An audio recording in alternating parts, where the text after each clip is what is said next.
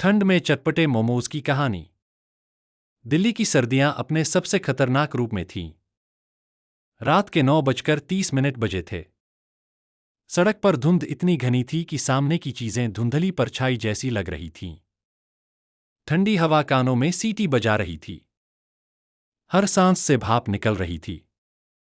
रोहन अपनी कोचिंग से घर लौट रहा था। उसके हाथ जेब में थे और कदम तेज।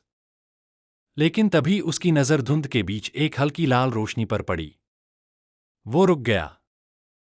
सड़क के कोने पर एक मोमोज का ठेला खड़ा था। अजीब बात यह थी कि इस सड़क पर उसने पहले कभी कोई ठेला नहीं देखा था। ऊपर एक पुराना लाल बल्ब लटक रहा था, जो धीरे धीरे हिल रहा था।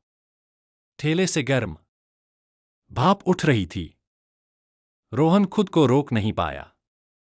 वो धीरे धीरे ठेले के पास गया और बोला, अंकल, मोमोज मिलेंगे? कुछ सेकंड तक सन्नाटा रहा। फिर पीछे से एक धीमी आवाज आई, हाँ बेटा, तुम्हारा इंतजार था।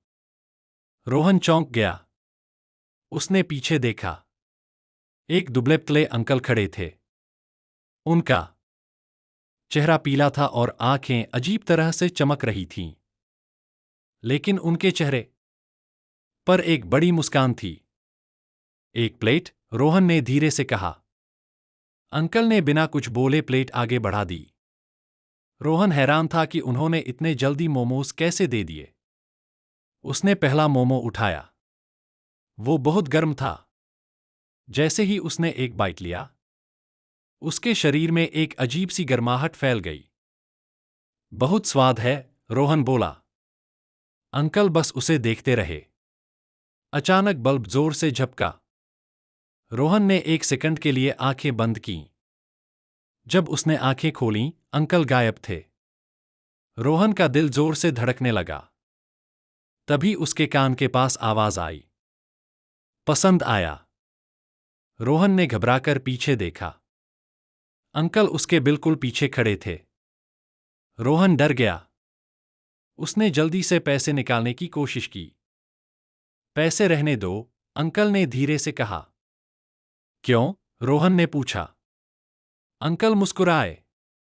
अब तुम अपने हो। रोहन बिना कुछ बोले वहां से भाग गया। घर पहुंचकर उसने राहत की सांस ली।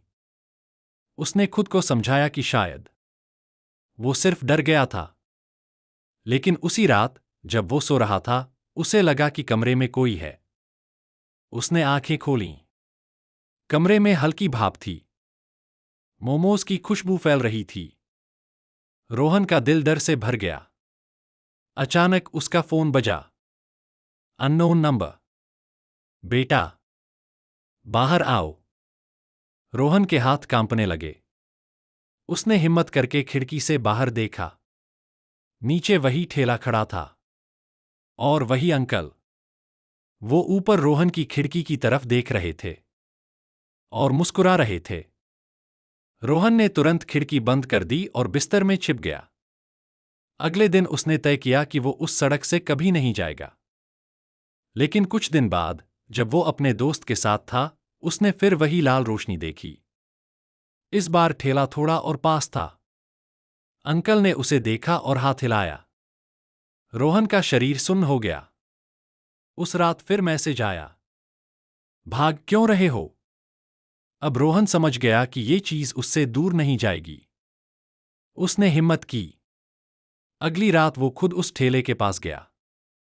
अंकल पहले से वहां खड़े थे। आ गए, अंकल मुस्कुराए। रोहन ने कांपते हुए पूछा, आप क्या चाहते हो?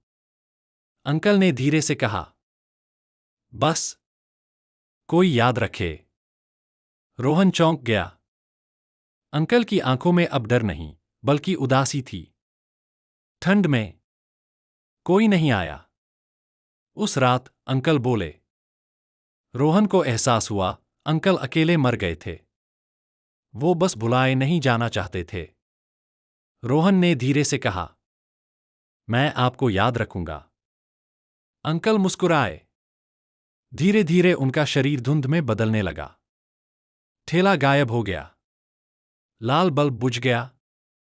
और ठंडी हवा शांत हो गई। उस दिन के बाद रोहन को कभी मैसेज नहीं आया। लेकिन आज भी जब दिल्ली में ठंड बहुत ज्यादा होती है, कभी कभी धुंध में एक लाल रोशनी दिखती है और मोमोज की हल्की खुशबू हवा में तैरती है।